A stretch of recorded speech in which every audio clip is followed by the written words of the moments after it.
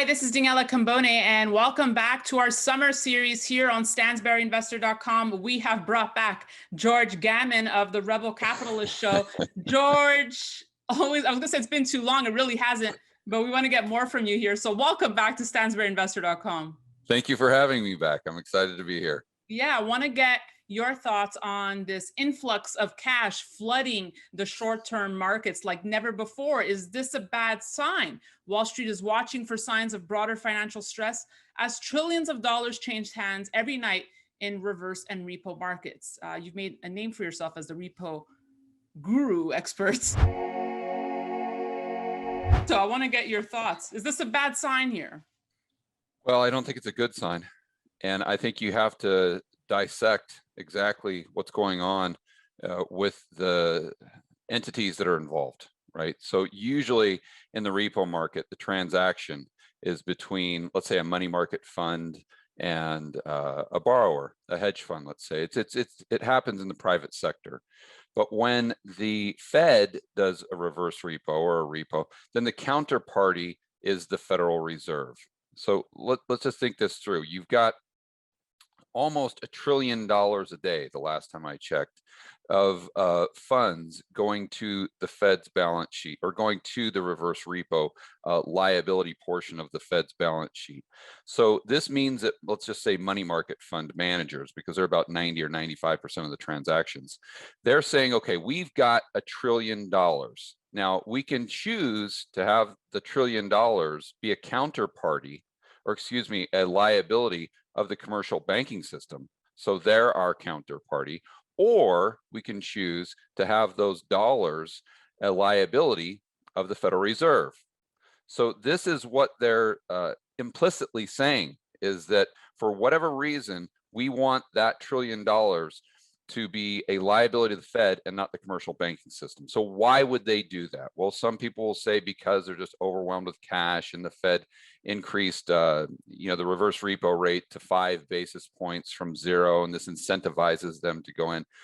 Maybe that's possible, but you also have to look at the fact that it very well could be that the amount of counterparty risk in the private repo transactions has increased significantly to the point where those money market funds would rather have that $1 trillion a liability of the Federal Reserve.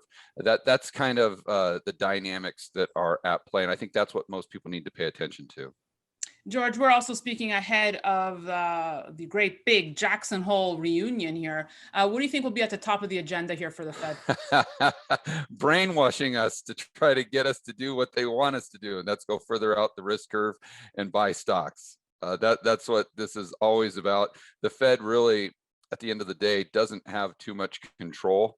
They like to assume or like to think that they do. They like us to believe that they have control over the dollar, as an example, but they really don't. And so what they do have control over is expectation policy and market psychology. So I think they gather as a group and decide what their narrative needs to be in order to get the market to do their bidding for them, whatever they want to achieve. And so that's what you're going to hear. You're just going to hear more narrative. I was listening to my good buddies, Jeff Snyder and Emil Kalinowski, and I would have to defer to them because Jeff is the repo expert in reality. But they came out with a very good saying that the Fed doesn't supply money.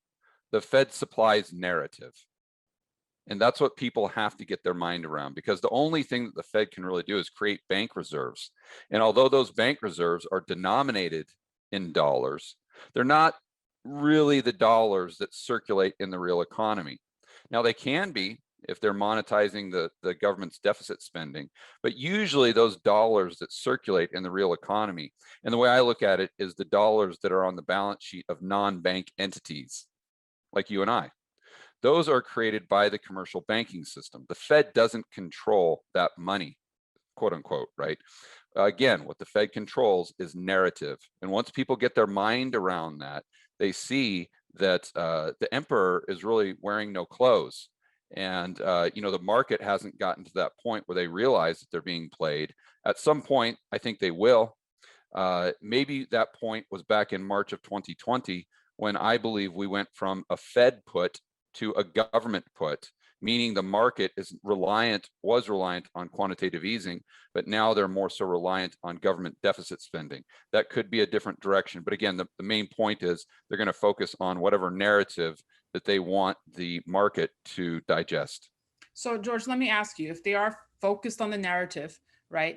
And if they're going to be doing everything to keep the allure of the stock market alive, when I have experts coming on saying, the market's going to crash, this is going to end ugly, well, won't this just defer this from happening if they're going to want to keep the party going on longer here? Yeah, it can.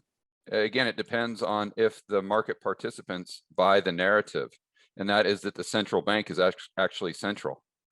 And I'm sure they can kick that can down the road, but I think that the people watching this video that are interested in building and preserving their wealth need to ask themselves, can the market crash up?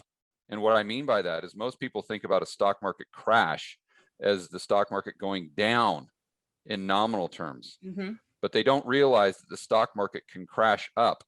A melt up. A melt up. Well, what an example would be Venezuela. That was the best performing stock market potentially in human history. It's going up 10,000% a day. But the fact is that stock market, or those stocks that you own, are denominated in bolivars, and you're losing more purchasing power, even though the nominal price of the stock is going up.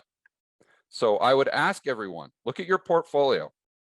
Look at what your portfolio has done, let's say in the last year. Okay, maybe your portfolio has gone up by 5%. Maybe it's gone up by 10%. Maybe it's gone up by 15%. But now I would ask you, how much is the price of the stuff that you buy at the grocery store gone up over the last year and a half? How much has your rent gone up? How much has just getting a rental car? I just got a rental car this weekend. How much has the price of that gone up? How much has the price of going out to a restaurant gone up in the last year and a half? You see, so this is an example of, yes, the market can be going up, but you may still be losing purchasing power at the end of the day. Right. It's all about purchasing power. Right. It's not the nominal Right. value of your portfolio. Right. Such a good point. So to that, let me ask you this.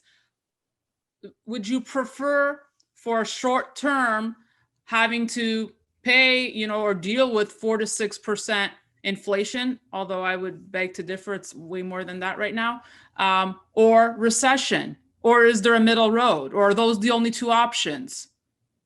At some point, you got to pay the fiddler.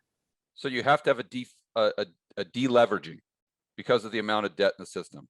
The question, is it a deflationary deleveraging or an inflationary deleveraging? But what you're dealing with is an economy that's addicted to monetary heroin. It's addicted to a drug. So you've got to look at it the same way. So is there an easy way for a heroin addict to get clean and sober? No, there's not. You got to go through significant amounts of pain. You got to go through that withdrawal process of not having the heroin. And at some point in time, the US economy, and the Western economy for that matter, is going to have to go through that process of withdrawal to get back on stable footing. But George, which Fed chair is going to want that on their history books? Well, they're not. So most likely the release valve is going to be the dollar.